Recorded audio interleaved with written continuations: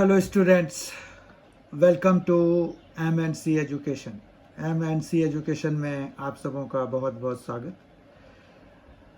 In today's class we are going to see trigonometric equations.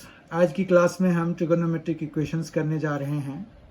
Trigonometric equations क्या होते हैं? तो equations involving trigonometric functions of a variable are called trigonometric equations.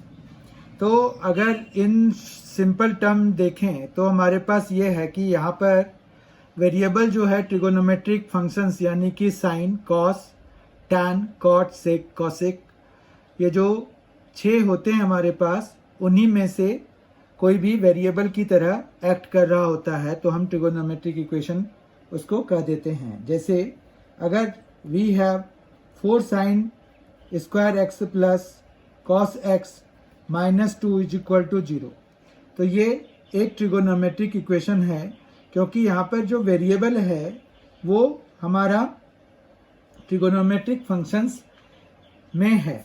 ठीक है, यानी कि ये एक इक्वेशन है involving trigonometric functions of a variable. Variable तो हमारा फिर भी एक्स ही है, पर उसका of trigonometric function of a variable, मतलब यहाँ पर क्या है कि trigonometric function of a variable से ये इक्वेशन बन रहा है। वेरिएबल तो एक्स ही है पर ट्रिगोनोमेट्रिक फंक्शन है पहले और वो फिर फर्दर एक वेरिएबल का काम कर रहा है हमारे पास इस वाले इक्वेशन के लिए। तो ये एक ट्रिगोनोमेट्रिक इक्वेशन हो गया। ठीक है, तो कोई भी इक्वेशन है तो उसका सॉल्यूशन भी होता है, इक्वेशन का सॉल्यूशन होता है। तो हमारे पास 2 तरह के यहाँ पर सॉल्यूशन होते हैं बेसिकली। अगर हम देखें तो we have 2 types of solutions. One is principal solution.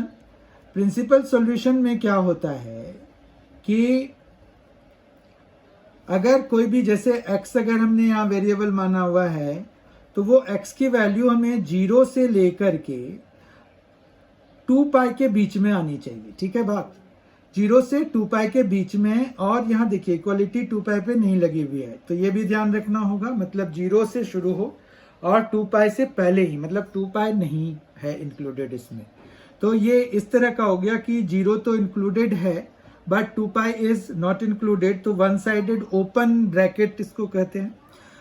फिर दूसरा हमारे पास जो आता है वो है जनरल सॉल्यूशन। ठीक है, जनरल सॉल्यूशन में we will have the values of the variables in terms of x or in terms of n actually, where n belongs to the set of integers, और set of integers को हम यहाँ पर z से represent करेंगे। ठीक है, तो पहले हम ये प्रिंसिपल सॉल्यूशन वाली चीज देख लेते हैं क्योंकि जनरल सॉल्यूशन के लिए हमें 3 चीजें ध्यान रखनी होती हैं। वो पहली बात है कि देख लेते हैं जनरल सॉल्यूशन के लिए भी। अगर हमारे पास sine x is equal to sine y दिया हुआ है तो इसमें हमें x is equal to n pi plus -1 power n into y, n belonging to z होता है। ये चीज ध्यान रखनी होती है हमें। फिर cos x अगर cos y के बराबर है तो x is equal to 2n pi plus -y और n फिर से belonging to z the set of integers. जबकि तीसरा जो है वो अगर tan x is equal to tan y अगर दिया हुआ है तो x की वैल्यू हम फिर क्या लिख सकते हैं, n पाई प्लस y और यहाँ पर n बिलोंग्स टू z। तो इस तरह से ये 3 चीजें हमें ध्यान रखनी होती हैं।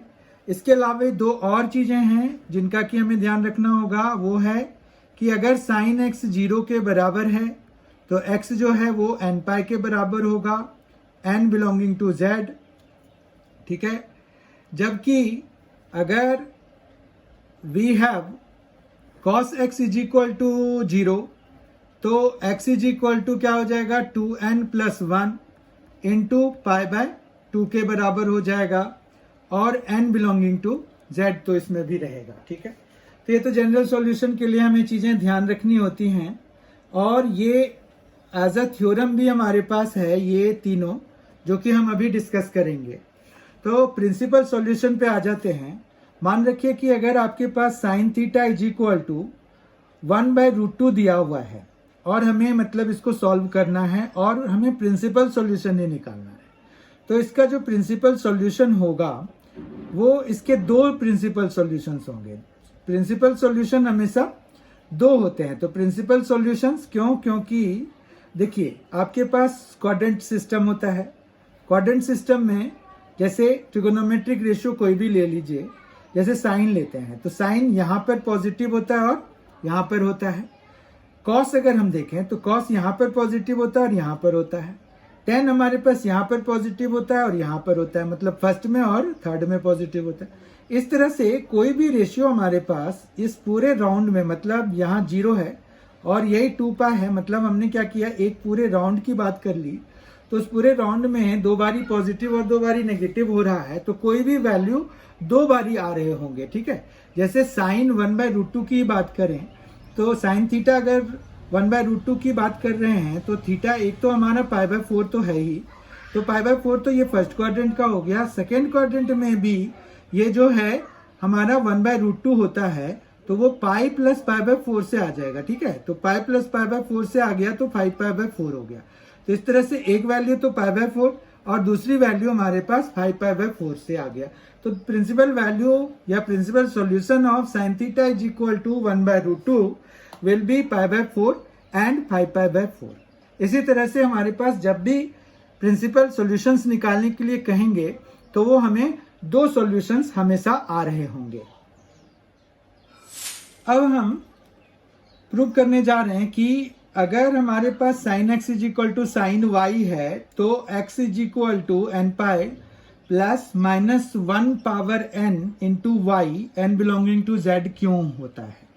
ठीक है, तो ये क्या कह रहे हैं कि अगर sin x = sin y है तो इसका क्या मतलब हुआ, इसका मतलब ये हो गया कि sin x - sin y जो है वो 0 के बराबर हो गया। तो sin x - sin y अगर 0 के बराबर हो गया तो हमने एक फॉर्मूला कराया कि sin x - sin y जो होता है वो होता है 2 cos x + y/2 into sin x - y/2। ठीक है ना, ये होता है इक्वल टू 0 होता है। तो अब जो है यहाँ पर 2 तो चलिए वो खत्म हो जाएगा, तो cos x + y/2 = क्या हो जाएगा, वो 0 हो जाएगा, या फिर sin x - y/2 = 0 हो जाएगा।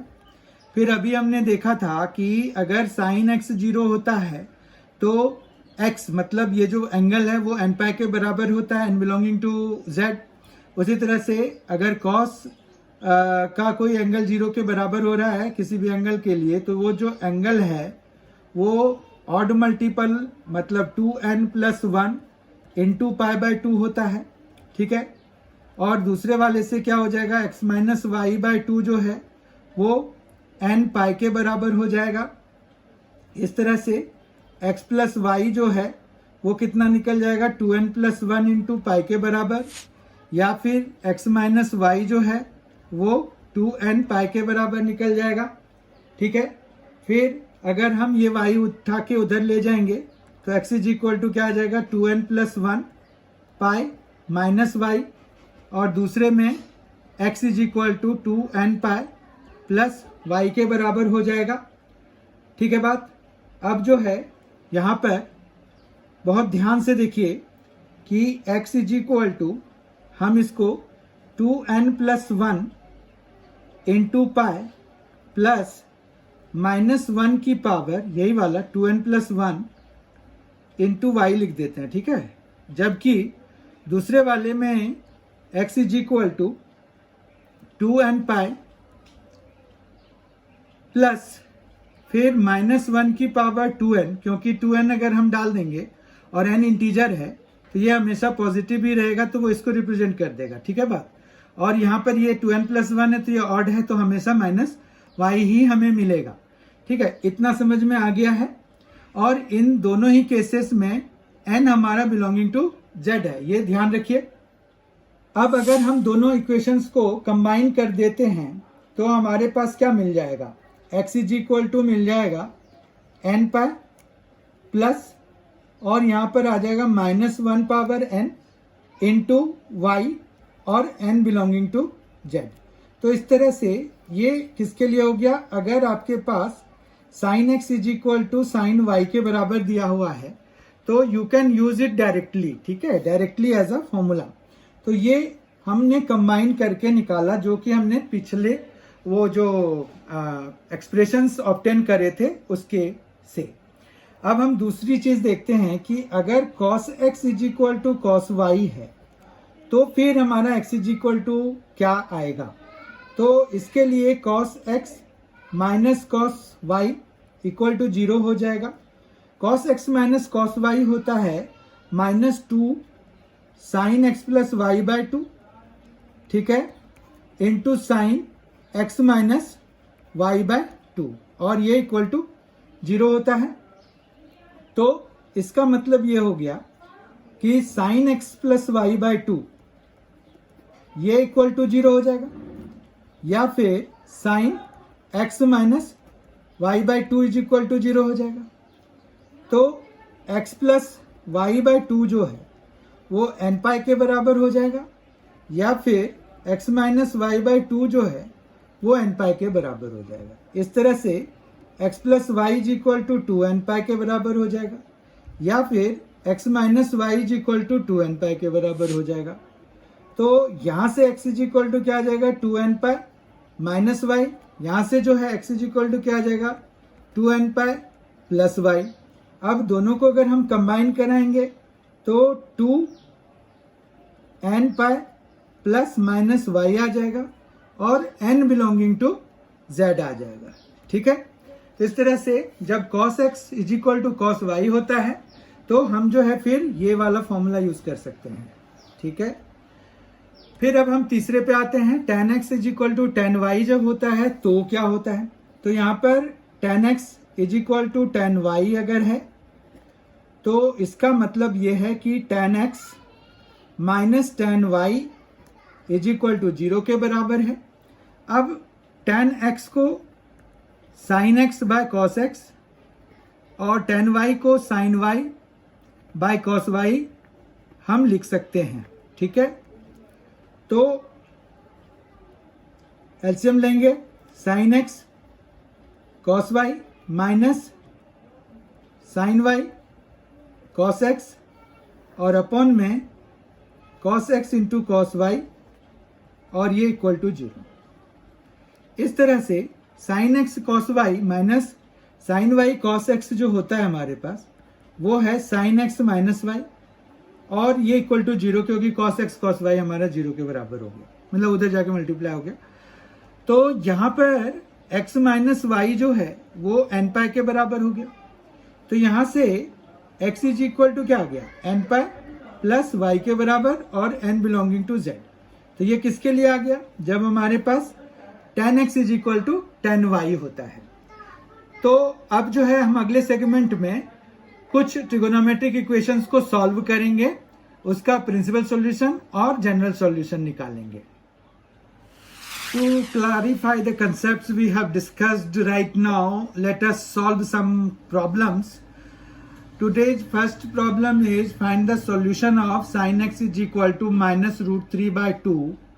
Here you can see in the absence of anything written there whether we need to get the principal solution or the general solution, we will go for the general solution only. मतलब ये है कि अगर हमारे पास इस तरह का लिखा हुआ है कि फाइंड द सॉल्यूशन, यहाँ पर जनरल या पर्टिकुलर नहीं लिखा हुआ है तो they mean general solution from us, ठीक है। तो हम जो है sin x is equal to minus root 3 by 2 को सॉल्व करना चाह रहे हैं। तो इसके लिए हम माइनस साइन, अब रूट 3 बाय 2 कब होता है, तो पाई बाय 3 पे होता है। तो ये हो गया sine pi minus pi by 3, ठीक है। तो ये क्यों पाई प्लस पाई बाय 3, क्योंकि थर्ड क्वाड्रेंट में साइन पहली बारी नेगेटिव होता है। तो माइनस साइन पाई बाय 3 को हम sine pi plus pi by 3, या फिर अगर इसको sine x is equal to sine 4 pi by 3 भी लिख सकते हैं। अब ये sine x is equal to sine y के फॉर्म का हो गया। तो क्या होता है, x is equal to n pi plus फिर -1 की पावर n और y की जगह पे 4 पाई बाय 3 और n बिलोंगिंग टू z हमें ले लेना है। तो ये हमारा सॉल्यूशन आ गया, required solution for the given trigonometric equation. Let us take another question. It is solve tan 2x is equal to minus cot x plus pi by 3। तो सबसे पहले हम tan 2x is equal to minus cot x plus pi by 3 को अगर tan की term में लिखना चाहते हैं तो tan pi by 2 plus x plus pi by 3 लिख देंगे।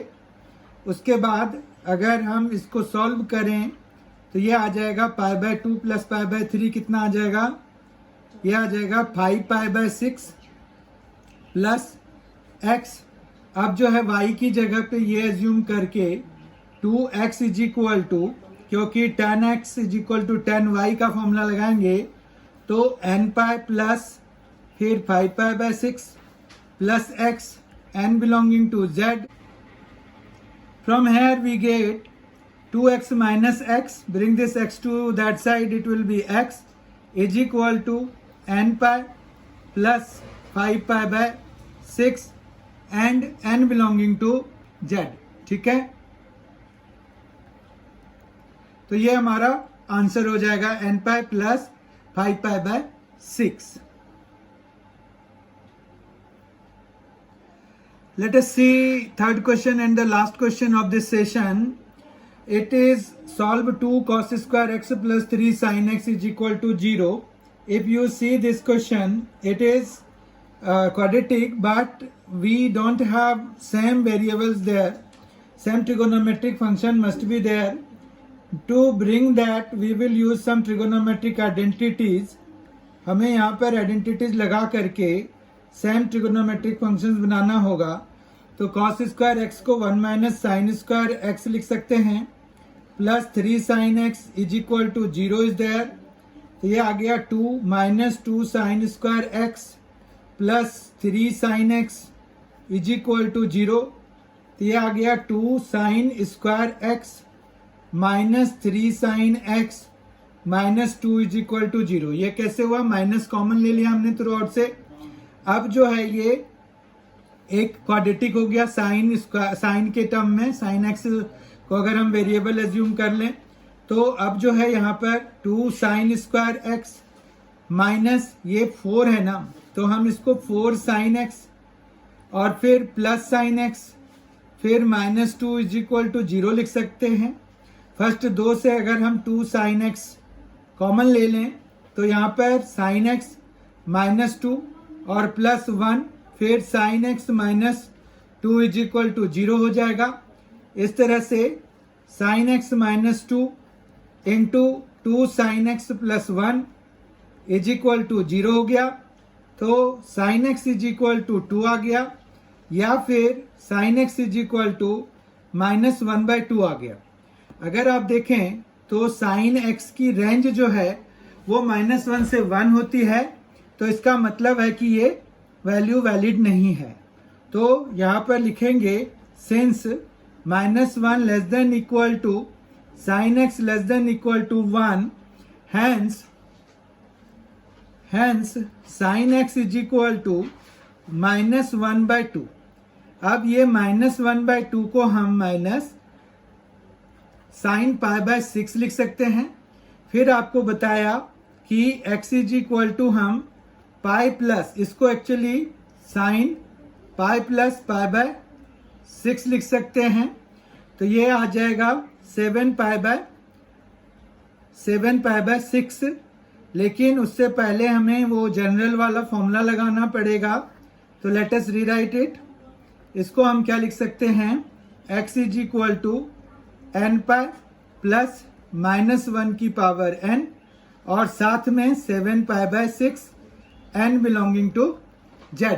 ठीक है, अगर आप देखिए x is equal to n pi plus -1 की power n 7 pi by 6 n belonging to z। ठीक है, तो ये हमारा सॉल्यूशन हो जाएगा। ओके, तो इस तरह से we came to the end of this session. I hope you have enjoyed this session. In the next session we will discuss sine rule, cosine rule and projection formula. 3 formulas are there for trigonometric functions, and we will see some questions based on that. Till then, bye. Thanks for being with us. Thanks a lot.